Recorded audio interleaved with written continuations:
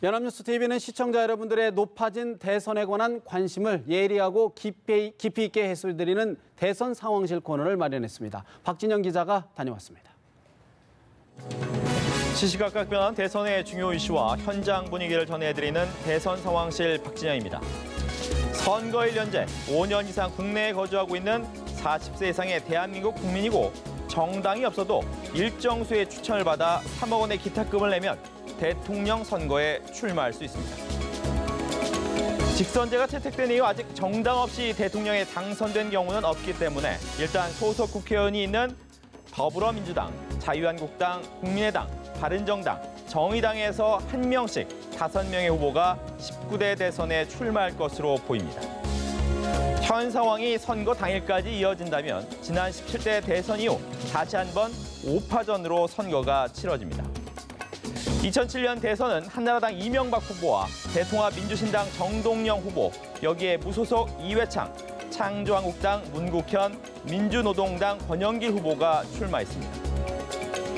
당시 여당 정동영 후보는 진보 정권 10년 피로감에 제대로 힘을 쓰지 못했고 이회창 후보와 문국현 후보로 보수표가 분산됐음에도 이명박 후보는 48%라는 과반에 근접한 득표를 하며 당선됐습니다.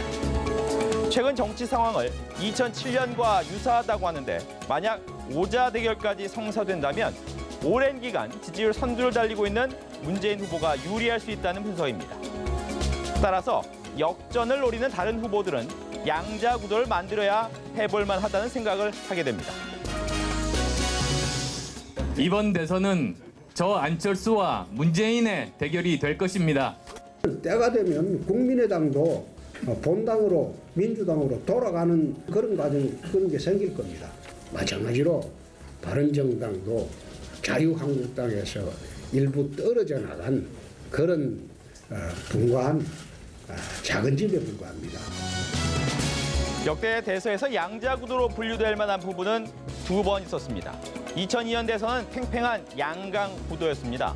대세론 이회창 후보와 돌풍 노무현 후보의 대결 48.9% 대 46.6%, 2.3%포인트라는 근소한 차로 노무현 후보가 승리했습니다.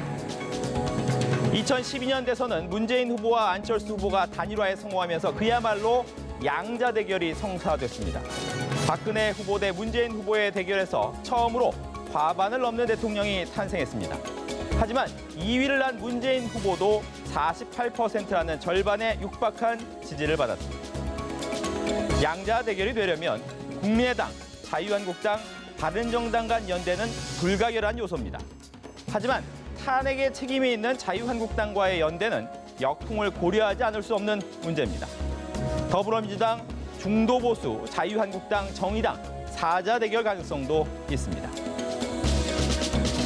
사자 구도는 어땠을까요? 지난 13대, 14대 대선에서 당시 노태우 후보나 김영삼 후보는 36.6%와 42%를 얻어 대통령에 당선됐습니다.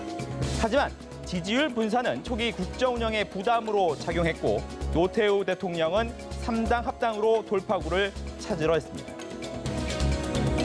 정치는 생물이라는 말처럼 지금은 연대할 수 없다는 중도 보수 후보 간에도 아니면 진보 정당 간에도 단일화는 일어날 수 있습니다. 문제는 선거 승리만을 바라는 정치공학적 연대겠지요.